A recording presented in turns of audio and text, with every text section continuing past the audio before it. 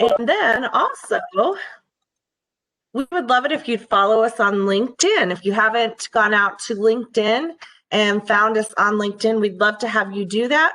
We do have a lot of really great content that is posted to LinkedIn, and I think that everyone would enjoy the conversation that happens on LinkedIn. And then we always welcome you to come and look at our Child Support Training Partnership website out on Iowa State University's website. And you can just type in CSTP in the search feature there, and you can locate our website there. You can actually also see pictures of us as well and read a little bit about our bios. We'd also like to remind you that the latest newsletter went out.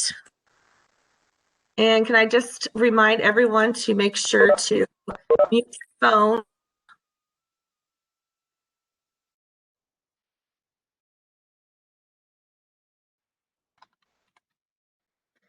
That we did just send out our recent newsletter on the Child Support Training Partnership. And so you will actually be able to go out to the CSTP page and then locate that newsletter or check your email.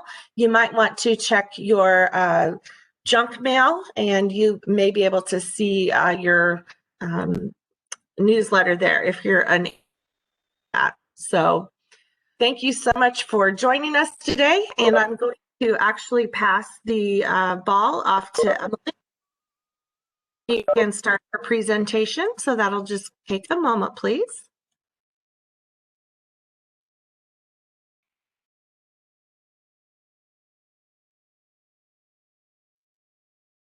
Good afternoon, everyone. My name is Emily Offord. I'm looking forward to sharing some really great content with you. I'm excited about this. And I'll go ahead and start. Let's see here. I think we were good. Did you get that, Emily? There you go. Yep. Got it all up.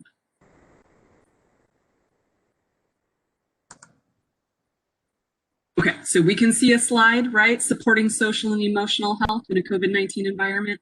Wonderful. Okay, so I will go ahead and introduce myself to share a little bit of background, and then I'll share about Clemson University Think Shops. So I am originally from northern Minnesota. I have a background in education. I was a teacher in Vermont and Wisconsin, and then I got a master's degree in teaching English to speakers of other languages, and that degree has taken me all over the world, literally. And I have worked with literally every age group in the process. I partnered with the State Department and done some professional development with government officials in Southeast Asia. And then I came to Clemson University, and I'm now involved in doing professional development for state agencies all around South Carolina. We work with our Department of Social Services, Department of Juvenile Justice, and we also work with quite a few educators as well. So that's kind of the background of myself and what I'm doing. Is the background coming from me? Just to be clear. Emily? Yeah. The background noise, is that coming from me? You know, I honestly think it's coming from, and I'm having a hard time at making myself mute. So give that a try now. Okay, wonderful. Okay, so yeah, so that's some background about myself. And then as well, since y'all shared some social media information, this is our information about Think Shops. If you're interested, please look us up on Facebook or LinkedIn. We share quite a bit of different helpful information, so we would love to have you follow us. So for today, with the session with you, these are my outcomes that I'm hoping for. I'm hoping that together we're going to experience some impactful and adaptable strategies that foster resilience and well-being. We are living in times that are requiring unprecedented growth and adaptability. And so how can we do that so that we really grow and can really support those who need to grow around us? We're also going to talk about expanding ways to champion individual assets. Let's let's flip the dialogue from being negative to positive, but doing it in a way that's intentionally beneficial. And then develop action steps. Now, this one says develop action steps for your campus, but I'm going to let you apply it to any context that you need it to be. So if you need it to be your personal life, your families, please do that. If it needs to be with the folks that you're working with or the people you serve, again, that is up to you. I think that the information can be applied in all of those situations. And so feel free to make application in those ways. So when I present, when I do trainings, I like them to be interactive, and I know we're limited to a chat box, but that's okay. I want to kick things off by getting to know you just a little bit through the chat box. So introduce yourself, but I want you to introduce yourself with your band name. Drop it in the chat box for me. Your band name is the color of your pants plus the last thing you ate. So go ahead and do that. I want to see the chat box light up with all sorts of responses. What is your band name?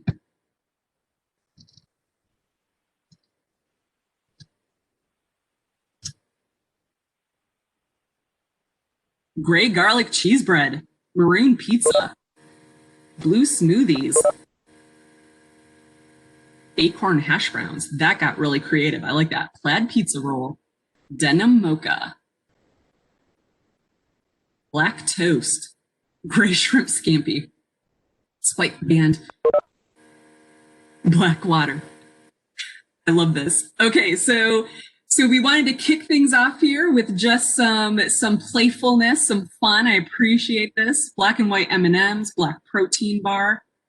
This is great. I don't even know how many of you are on this call, but the chat box is just lighting up. I appreciate it. Red brownie. Awesome. Thank you for introducing yourselves to me. I appreciate that. I saw a wide variety of things that we are eating and a wide variety of color pants, so that's impressive. I want to take just a moment to review, because I think it was roughly 2 months ago that my colleague Melanie Hammock shared with you part 1 of social emotional support for all. And during that session, she would have shared 2 main components, one of those being relationships and the other one being self-care. So with the relationships, I just kind of want to maybe trigger some memories if you were part of that call. And if you were not part of the call, I just kind of want to lay some groundwork for that. We need people. We need people. Even if we're socially distanced from them, we need people. And it's not just that we need people, we want those to be healthy relationships. And we can spend time in intentional ways fostering healthy relationships. So one of the strategies that is one of my favorites and would have been shared by Melanie is a 2x10 strategy. So I just kind of want to highlight that again, just as a reminder of helpful ways that we can dig into relationships. This strategy is one called a 2x10 strategy. And so this idea is that I'm going to pick one person, and it could be your family, it could be someone that you're working with, someone you see regularly, and it can be virtual, okay? It can be over video call, but one person that every day for 10 days, I'm going to check in with this person and just chat with them for 2 minutes and let them do most of the talking. And I'm going to sit back and I'm going to do quite a bit of listening. And the reason we promote this strategy is because you're going to hear a lot of really important things in that. You're also going to realize for yourself if you're a good listener or not. Are you good at just sitting back for 2 minutes and letting people talk? Or do you find yourself filling that space for the 2 minutes? And so it's just a way of kind of developing some self-awareness and some self-management. Also in Melanie's session, she would have highlighted the importance of self-care. And I would add that with that self-care today, the two strategies I'm going to share with you really are expanded ideas of self-care. We go back to this analogy all the time because I think it's just helpful. But what do the flight attendants tell us before we take off on the plane? You have to put your oxygen mask on yourself first before you can help other people. And we're living in a time where burnout is high. We are experiencing trauma and stress. And so if we are not stepping back and checking in with ourselves, that's going to compound problems. And self-care can be so many different things because I'm a physical person, I'm an emotional and mental and spiritual person. And so being able to recognize who I am as a whole person, as a whole being, and checking in multiple ways is going to be essential that I can then give back. I can give back to my family. I can give back to my work teams and my community. And so a healthy person is really going to support a healthy community. I also want to spend a little bit of time talking about our brains. I am a self-proclaimed nerd. I love this content. I love understanding how our brains work and how we grow and thrive. And so I have to kind of check myself here and make sure I don't talk for too long. But I think it's really helpful to understand what is natural and normal for how our brains function. So when we think about the brain, and this is true whether you are a youth or an adult, experiences travel up your brainstem and hit that reptilian section of the brain first. And so the reptilian section of the brain tells us, are we safe or not? And if we do not feel safe, we're going to check into fight, flight, or freeze, right? That's just going to be triggered. It's going to be subconscious. And so it's essential that when I am working with other individuals, that I'm doing everything I can to help them feel safe. It's also essential that I learn some personal coping mechanisms to make sure I feel safe and I recognize these things. So once I'm able to move past that, I acknowledge, okay, I'm safe. I don't need to do anything to protect myself. Then the experience hits the emotional region of the brain. And in the emotional region of the brain, I'm asking myself, do I belong? Do I matter? And that's going to be really important as far as being able to contribute and being able to be productive and to thrive. And once my brain is convinced that I do belong and matter, then I get to the rational section of my brain, and that's where learning and growth and abstract ideas occur. So what if we don't feel safe? Well, different behaviors show up that would tell us that. Okay, we might see hiding, literal hiding, or maybe metaphorical hiding. We're going to see fighting and gossiping and rumors. And again, let me remind you, this is true of youth and it's true of adults. So if you're in a workplace and you're checking in with folks and doing this 2x10 strategy, and that person spends that whole time gossiping, guess what? That person doesn't feel safe. And we can help them grow through that process by making sure that they do feel safe. So maybe we're not seeing those behaviors, but we might be seeing attitudes of arrogance and condescension, or expressions of no one appreciates me, or they might even say no one values me. You might see backtalk or yelling or isolating. These are all warning signs that people do not believe that they are safe, that they do not believe that they belong or matter. And again, the research exists here, whether for youth all the way through adults, that this is true in so many different environments. And so if we want people to get to the point where they're increasing resilience and increasing empathy and decreasing anxiety, we have to make sure that we are fostering safety, belonging, and mattering. So how do we do that? Well, we do that by talking about concerns. Validate concerns, especially during this time, because we all have them. We are all carrying stressors. We are all carrying weight. And some of it might even be subconscious, and we might need someone to ask us a question to help us with that. And so if I'm invested in my relationships, then I'm going to be that person who's going to ask people, what are they thinking about? What's on their mind? And I'm going to validate those concerns, because our emotions inform us, right? And so whatever I'm feeling right now, that's okay. Let's process it and let's figure out why and what's going on. Belonging, involve people in the decision-making process, especially in the virtual work world. If you're a team manager, make sure that you are bringing people in the loop and involved in the process as much as possible. I don't know about your different work contexts, but very recently we've been working from home for months, and we're going to gradually start going back into the office. And there was not much discussion. It was just all of a sudden, boom, we're going back into the office several days a week. Well, guess what? People resisted this big time. And so then my supervisor said, oh, okay, let's talk about this. Let's figure this out. Well, once everyone had an opportunity to talk through their concerns, they were validated, they were brought into the decision-making process, then we all agreed to what we felt was a healthy balance for the return to work policy. And we're all on board with it now. We're all ready for it. And so that was a key way that my supervisor fostered that safety and belonging with us. And of course, with mattering, let's be strengths-based. Let's use our strengths. Let's look for opportunities to lead and to share the leadership, distribute the leadership, and then communicate people's values to them. Don't assume they know what you feel about them, okay?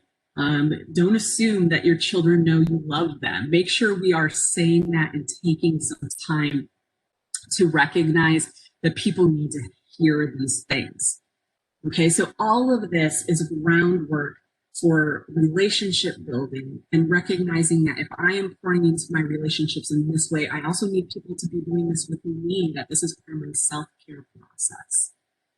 So we also want to think about the fact that social and emotional learning we want to increase the capacity of that for everyone. And we want to consider trauma, equity, and what is SEL, social emotional learning? What is SEL's role in that? So trauma, sudden and unexpected onset. There's extreme circumstances. It's unpredictable. It's real or perceived threat to life. And it's individual to individual. We all recognize this now, right? That a group could experience something together and some will be traumatized by it and some will not. It's complex and it's difficult. Equity is the need to support each individual based on their needs so that each individual has the opportunity to succeed. And part of that is making sure they feel like they belong, that we highlight their value, that we support their success and their engagement. And it also means that we recognize that some people need access to more than others, be able to do that. So why do we present those two ideas with SEL? Because we really believe that SEL is a platform for helping people with trauma and for making sure that there is equitable access to all. So let's think about trauma just a little bit more. How does trauma manifest itself? Well, these are just some of the ways that it does this. You can look at that and see possibility of a personal checklist. Maybe you see that and say, I think I'm dealing with something myself. Or maybe someone I know well is dealing with something and it's showing up in these individual ways. Well, let's think about if I am focusing on the social emotional needs of those around me, that means I'm checking in with them. It means that I'm knowing what's happening. It means that I'm going to help support them to develop self-awareness and self-management and my own social awareness, my own relationships are going to increase in that process. So there are 3 signature practices for SEL that really, it can be used when you're training, because if I understand correctly, you're all trainers. It can be used in a training situation. It can be used anytime there is a meeting, a coming together of the minds. And it's a way of making sure that when I am working with a group, the needs of the individuals are met within that. So we start with having an inclusive activity. It's just something in the beginning that makes sure that people feel welcomed, that they know that their contributions are important and wanted, that we welcome that. There's also going to be engaging strategies all throughout, that it's not just a sit and get, it's not just one person sharing out all the information, but that there's a process of building and working through things together. And then it's ending on optimism. It's empowering the individual to say, what is it that I'm going to do? What am I going to take away? How am I going to grow from this? Or how am I going to change? So when we think about those characteristics of trauma, SEL is not a cure for it by any means, but it can be a way of supporting growth through that process, right? because I'm going to get to know individuals. I'm going to value them. I'm going to be able to support them. I'm going to be able to adjust because I've taken the time to get to know them. Or maybe I'm the person who's dealing with this, but I'm going to have enough self-awareness with it that I will be able to self-manage and advocate for myself and be able to communicate what my needs are, even if it's kind of vulnerable, even if it might be somewhat scary to do. We also want to think about how does this promote equitable outcomes?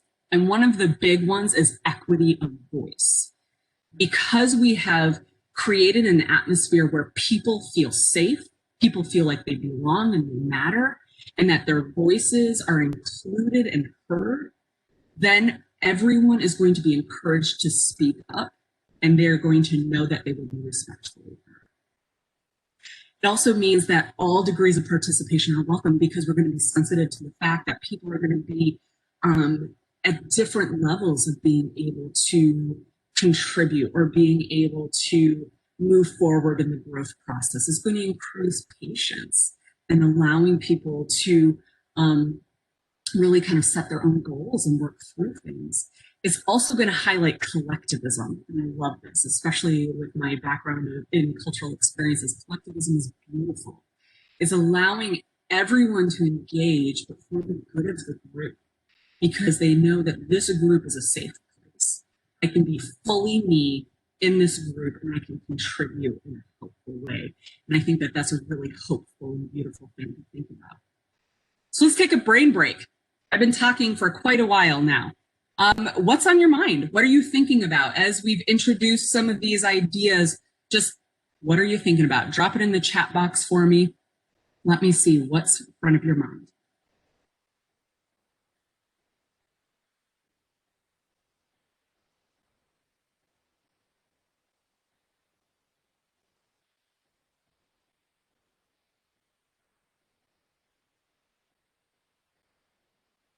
Okay, how to be aware of the needs of others. That's an ongoing growth process, right?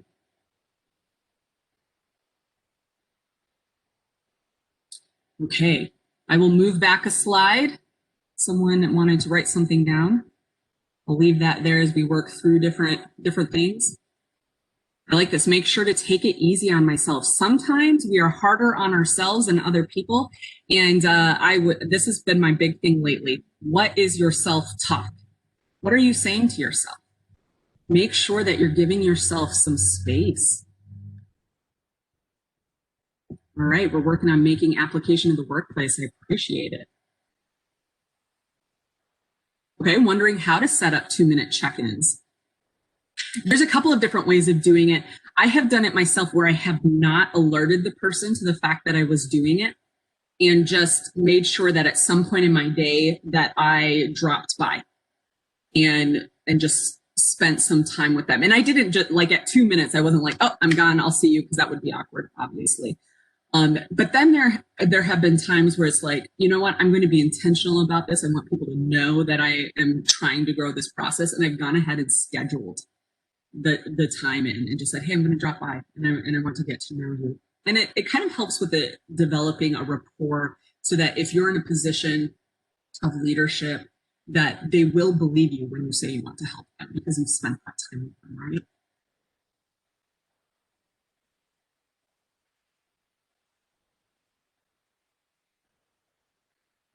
Thank you, Ashley. I've seen firsthand how equity of voice, collectivism has been a huge tool for unity, collaboration, engagement, and security for my team. It's incredible.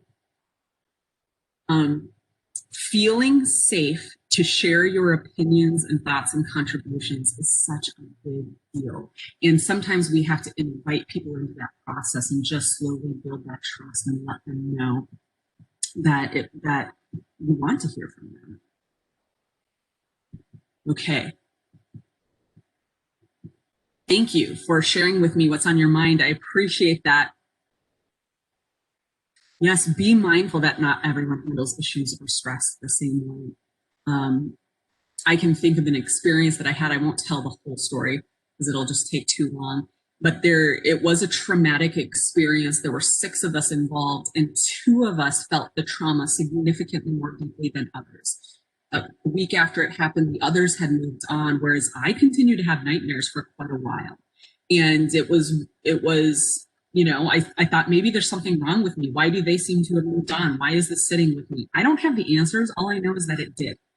And it stuck with me. And I just kind of had to give myself permission to let that happen. I appreciate this. I think inclusion is hard because I sometimes feel I might offend someone and not mean to.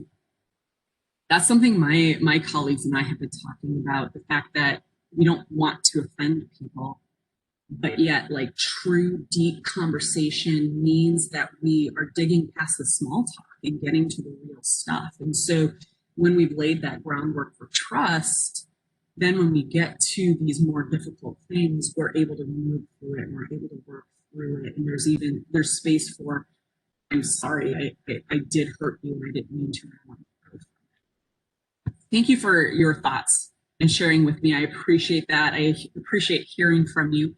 I want to offer our 3rd strategy for the day, and it's the idea of play. Play is how we are made, how we develop and adjust to change. In the end, the most significant aspect of play is that it allows us to express our joy and connect most deeply with the best in ourselves and in others. I love this. Stuart Brown is not new to some of you. That's fantastic. So let's think about this. We tend to think that children should play. Okay, we tend to think that children should play, but based on this quote, who does it apply to? Who does it apply to?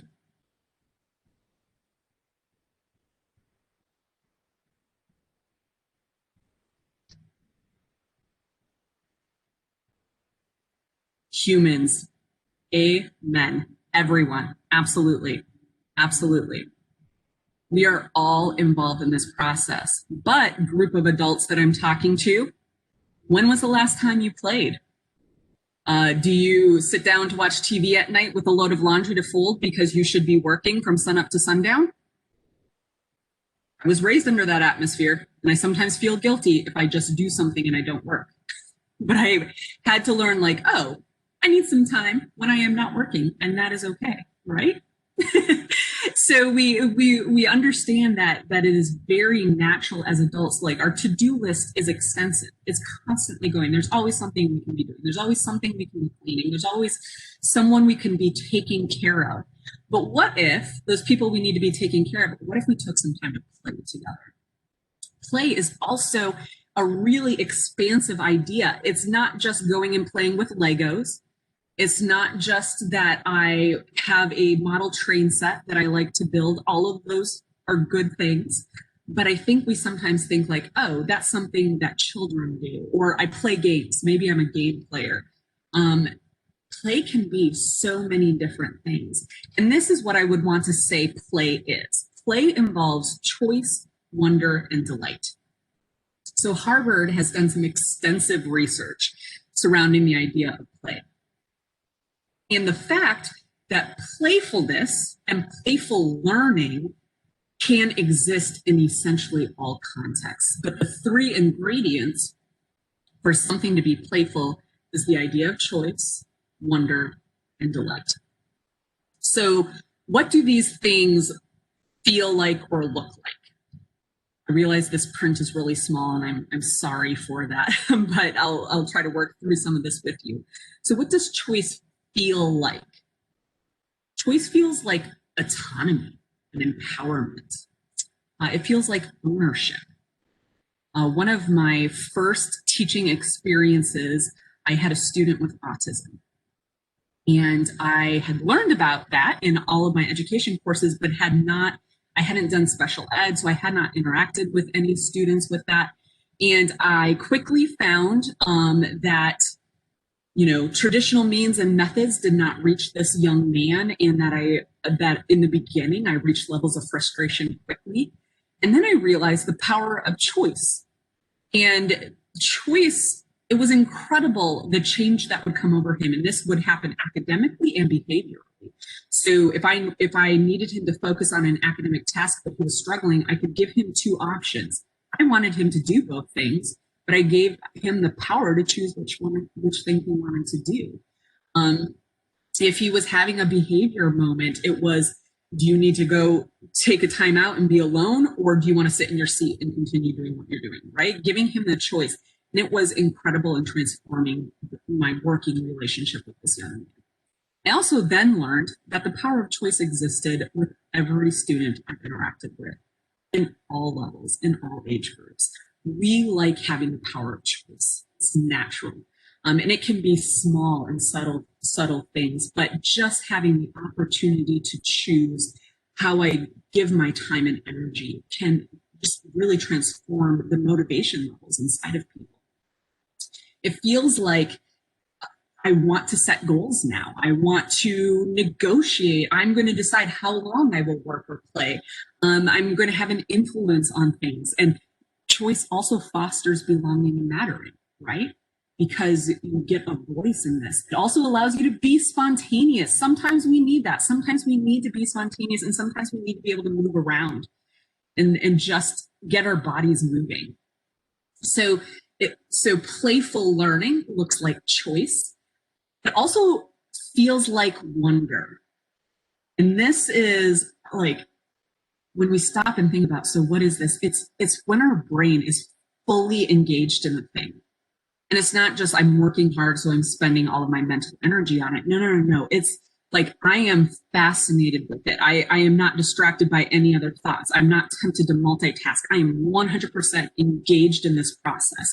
I find it a novelty. I'm fascinated by it. I'm curious. I'm surprised, and I want to know why something is the way it is. And it looks like risk taking.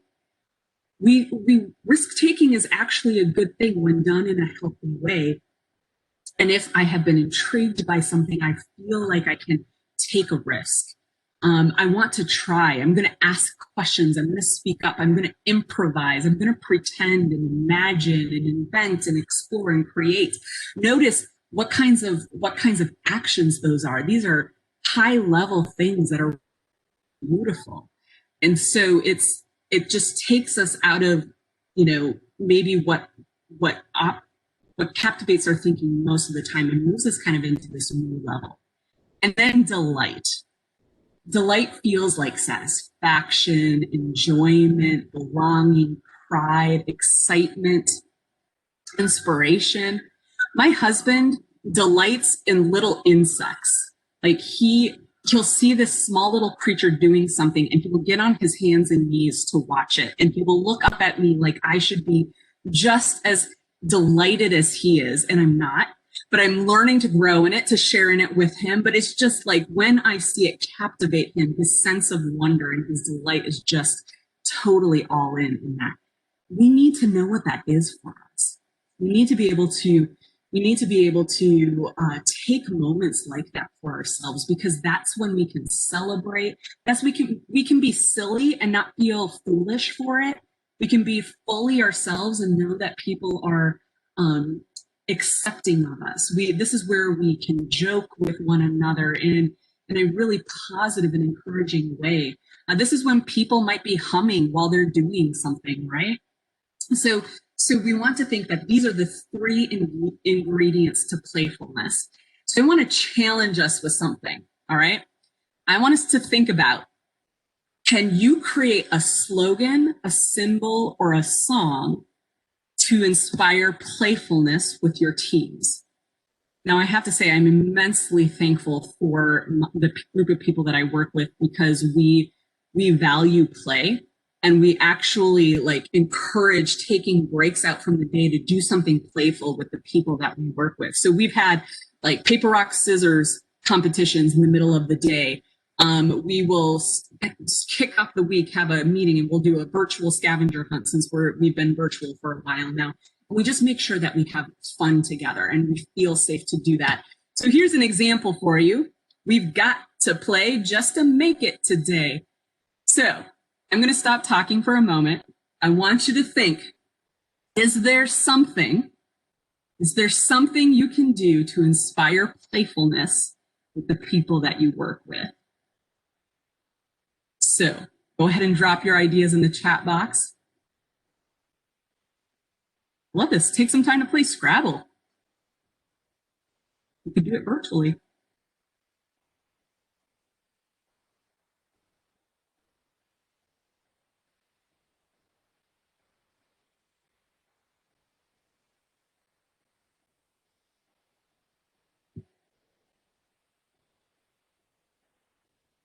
Ooh, guess that tune. Virtual trivia and plan to do Pictionary, because you can do that with annotation, right? If you're doing the different virtual tools.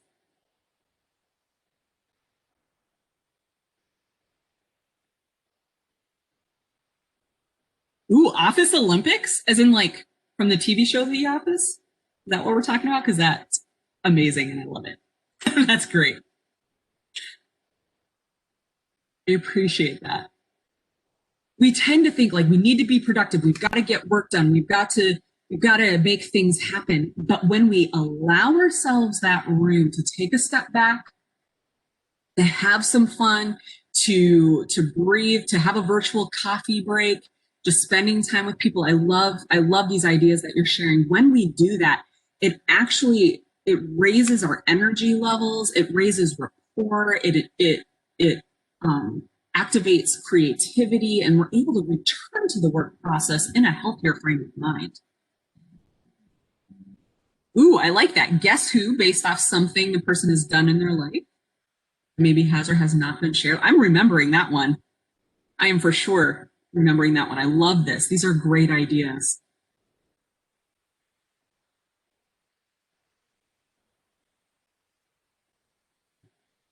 Thank you so much for sharing your ideas with me. I appreciate that. Thank you for engaging with me. You know, at the very beginning, I asked you your band name. That was on purpose. It was an inclusive starter, but I also wanted to do something playful with you, even though, you know, we've all been doing this virtual world and sitting in webinars and, you know, they tend to be very serious. We wanted to have a little fun. We need to do that. So I have a quote, one last quote here for you on playfulness. And I want us to think about what is the difference between playfulness and play? I'll let you read this quote to yourself, and then if you would drop that in the chat box. What is the difference between playfulness and play?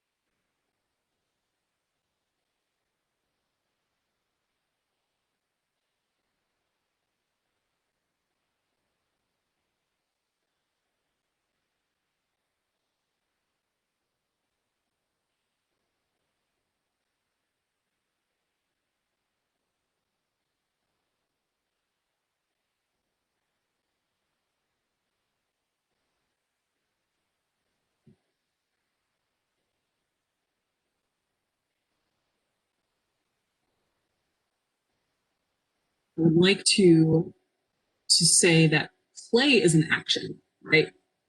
It's easy to see, it's obvious, we can point that out. Okay. I appreciate this, Sean, having fun with something that you might see more as a chore, turning it into fun. And if you think about that, turning it into, that's a mindset, right? So the action itself may not seem like play at first, but I can turn my mindset and I can enjoy something. So I have a debrief question for you. In your role, and this is for you, unless you don't have to put it in the chat box, in your role, how will you incorporate playful experiences? And I want you to decide where you need to apply this. Do you need to apply this in your home and personal life? Do you need to apply it in your professional life, in your community? That's up to you. But how will you incorporate playful experiences?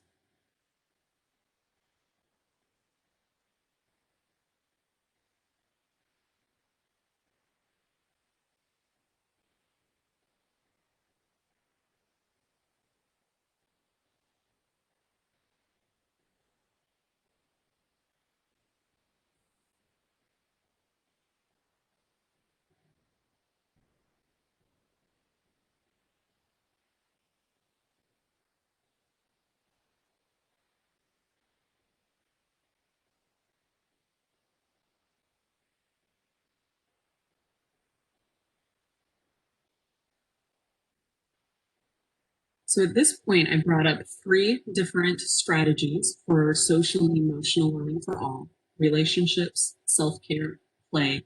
And the last one I want to bring up is hope. Hope provides positive expectations about the future. It is an optimistic state of mind that increases confidence and motivation. And you might be thinking, how is hope a strategy? I want to put that on you. I want to see if you can answer that. How is hope a strategy, specifically in the COVID-19 life that we're living? How does hope help us process the life we currently live? Hope is faith. Appreciate that. It's contagious. Absolutely. Absolutely it is. It helps us keep moving forward. Life will be better, looking toward the future. It's essential for motivation. Knowing and believing better is on the horizon, a positive way of thinking about a tough time period. Absolutely. And it helps us with this change process, right? So play is an essential part of going through the change process, and play will help establish some hope as well. There are better days ahead. It helps keep you healthy, right? Because stress eventually wears us down and wears on our body. And so hope is going to be a key factor in making sure that we are instilling hope in others, and that we're thinking about our mindset in the process. And I love this, Amy, it relates to optimistic closure. It absolutely does. I want to give us a very specific framework to thinking about hope. It is natural for humans to have a negativity bias. We view and remember things negatively more easily than we do positively. So I am recently working with a group of high school students. I have a wide variety of personalities and motivations in these students. A large portion of them do not seem to care about my class and the content, and that's who I end up thinking about, right? But actually, when I'm intentional and I start thinking through the process, I can actually start pinpointing several of the students who are fully engaged and who are very positive. But notice that my brain naturally goes to that deficit. It naturally goes to the negative.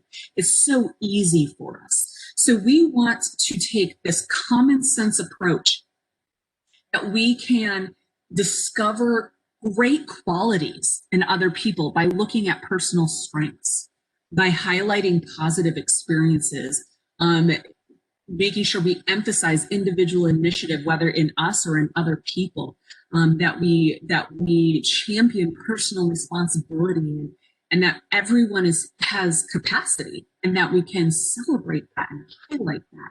And so what does that look like? Well, if I have deficit thinking, I focus on what is broken. I focus on what I don't have. I focus on what is not normal. I focus on what is gone. We need to go through a grief process. Let me just acknowledge that. But if I have asset-based thinking, I'm going to switch that self-talk. I'm going to switch that mental narrative, and I'm going to focus on what is working. I'm going to emphasize possibilities. I'm going to invite people to collaborate, and we can build together, especially if I'm playful, right? If I'm playful, then we're going to engage together, and we're going to be creative together and work on things together. I'm going to focus on sustainable solutions. I don't want quick fixes. I want something that is in the long term and really encourage people. I'm going to highlight past successes.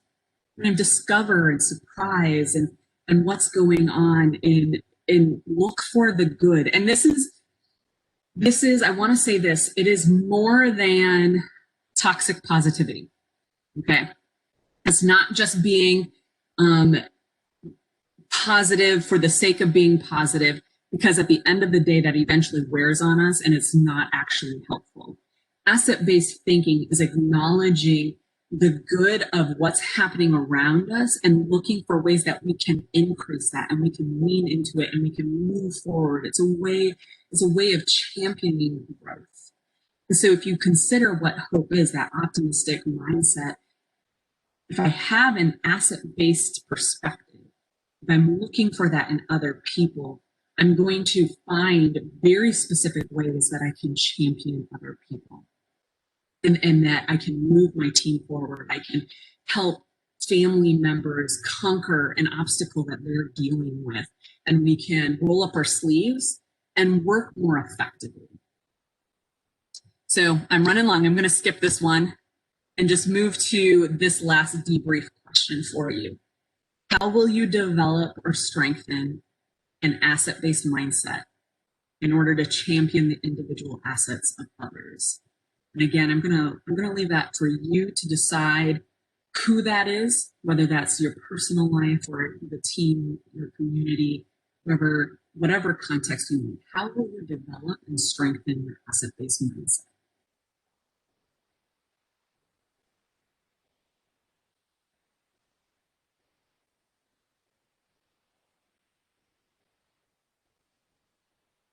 Thank you, Amy. Good to keep in mind when dealing with learners with negative worldviews, and just having that this week.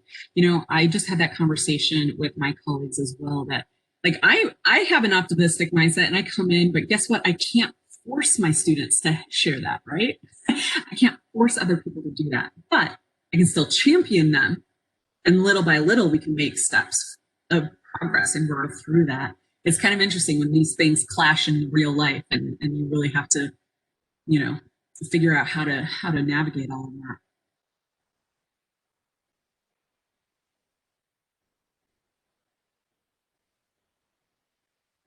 Thank you so much for taking time to think through these things with me, and process and figure out how you can apply things in your own life and in your sphere of influence, and even just what it is that you need in this process. These were our outcomes for today. And again, I hope that as I shared these things with you, I hope you had the freedom, all the areas of life, of how this could possibly apply. I also have some extend your learning suggestions for you. We've got some suggestions for reading, some suggestions for watching, and then podcast listening. I'm a huge podcast listener. So I believe Sean will share some of these PowerPoint slides with you later, and you'll have these resources available to you there. But if you are just curious about understanding more about how these things work, please feel free to look into them. And again, I'm with Clemson University Think Shops, and we are a team that is committed to helping people develop resilience. And so it's been a pleasure to work with you. Thank you for the work that you're doing, and just having this opportunity today to spend some time with you.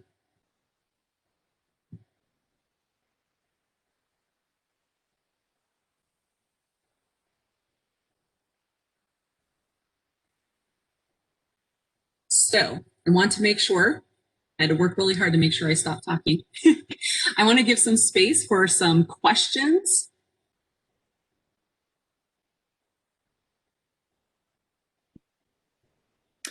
Hi, Emily. This is Paula. I have a question for you. Yes, ma'am. You mentioned the phrase toxic positivity, which I've heard recently, just buzzing around. I was wondering if you could explain a little bit about what that is, and some ways to avoid falling down that rabbit hole. Absolutely. I think I've seen this phrase starting to show up. I think there was a recent New York Times article on it. I hope I'm thinking of that correctly.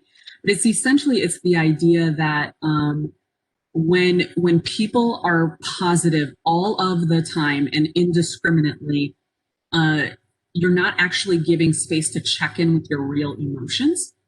And so you're sometimes unaware of how you actually feel about something. And then if you don't do that, then you can't work all the way through your stress. It's possible that you need to breathe, and you're not giving yourself the space to do that. But I think in a way, toxic positivity has a greater effect on others. So if I choose positivity all of the time, no matter what, I can end up helping or causing people to feel marginalized. And you know, they're experiencing hardship, but I'm saying, it's okay, tomorrow will be a better day. That's not going to be helpful at all. And I really think one of the big things is the need to develop this self-awareness, right? To be able to check in with our emotions and not feel bad about the emotions that we have. and to know that emotions are a way of informing us and a way of helping us grow and develop management skills and working together with people more effectively. And so we've got to give space and time for recognizing this. And that's easier for some people than for others. And so it has to be this constant cycle of growing through emotions. Thank you for sharing that. Appreciate it. Thank you for your question. What other questions do people for Emily?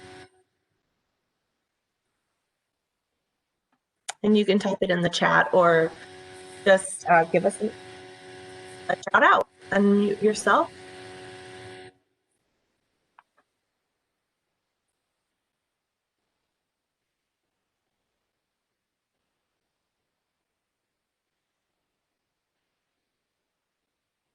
Well, Emily, I always count to 15 before I start to talk.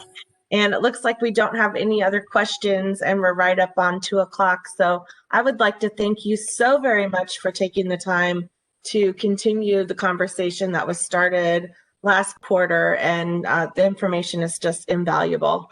So I really appreciate it very much. And I think that we've all learned a lot today. Hey, Sean, Thank this you. is Paula. Thank you. Sean, this is Paula. Yes, Paula. We still have 10 minutes left. We're good. Oh my gosh, my computer says 1:57. Okay, we have 10 minutes left. What other questions do people have?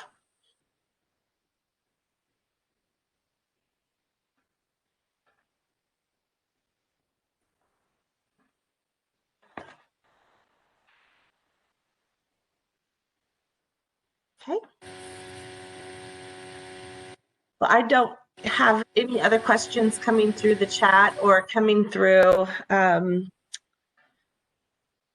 through the audio. So at this point in time, just because I thought that when Emily and I talked that we were going to take the whole time, and I have to apologize, I'm not sure why my computer says 1:58, but it does.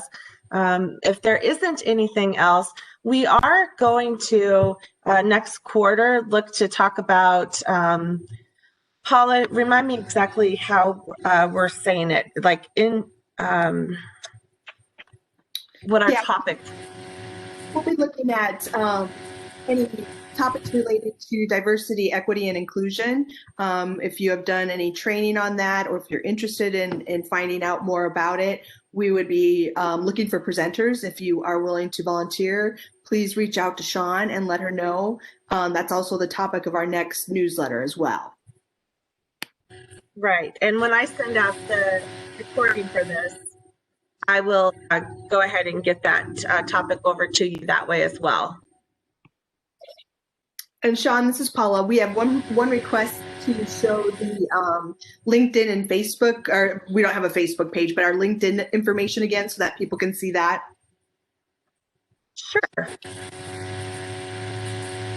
think my computer's the one causing me some issues. All right, Emily, I'm going to take the ball back from you. Sounds good. If it will let me.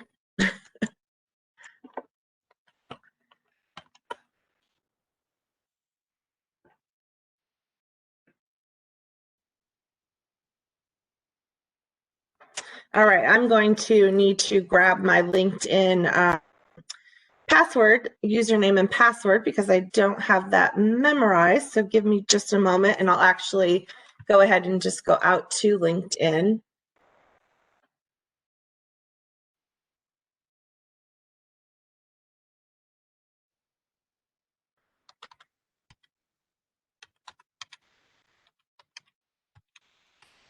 These days, Sean can't remember everything right off the top of my head.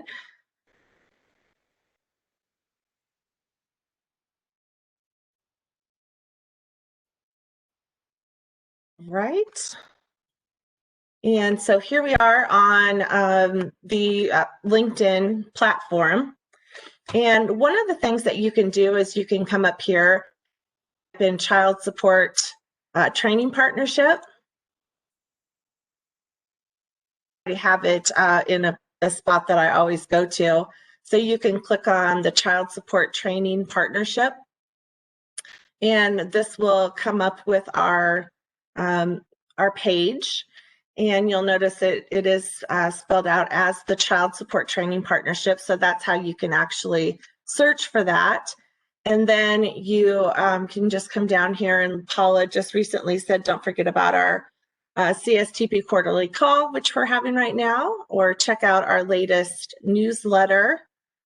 And we've just got a lot of a variety of conversations regarding video training and all topics.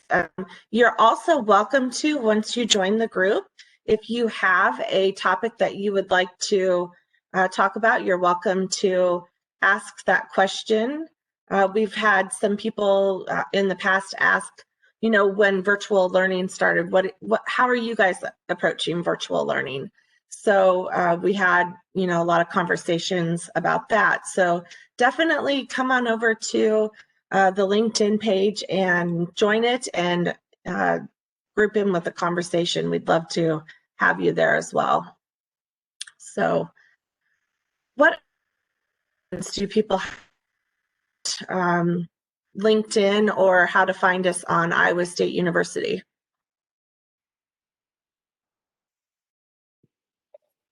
And Sean, this is Paula. I just added the 2 links in the chat box too. So we'll also make the transcript of the chat available for future reference as well for people. Exactly. Yeah, that sounds great. Thank you so much for doing that. So I might just stay right here and look through the LinkedIn page. I haven't had the opportunity to do that lately. So if anybody wants a funny story, this gentleman right here, Todd Schneer, he used to work with my husband, and he wished me happy birthday in September. He said, "Happy birthday. I miss your cookies. I hope Wayne as well."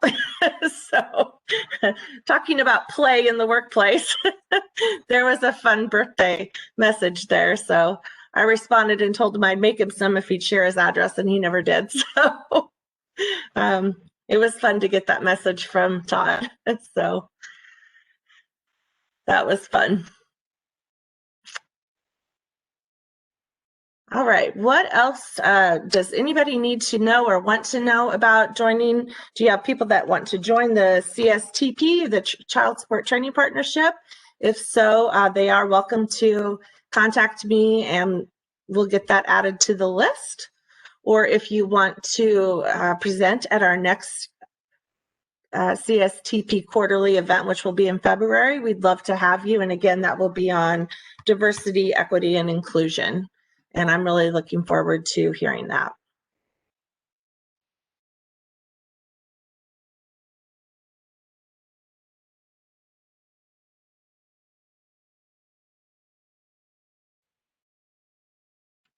All right, well, I'm not getting any other information other than Amy Geisert has access to a diversity, equity, and inclusion monitoring tool.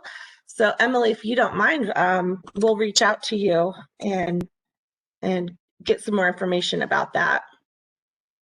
Trying to talk and write down your name at the same time wasn't working. So Amy, thank you so much for that, and we'll be reaching out to you about that. So if no one has anything else, just have a great rest of your day. Enjoy your weekend. And if the weather's nice wherever you are, get outside and enjoy it. And it's been a great year with everyone. So have a great rest of your day. Thank you so much. Sean. Thank you. And I'll stay on in case anyone has any questions. Bye, everybody.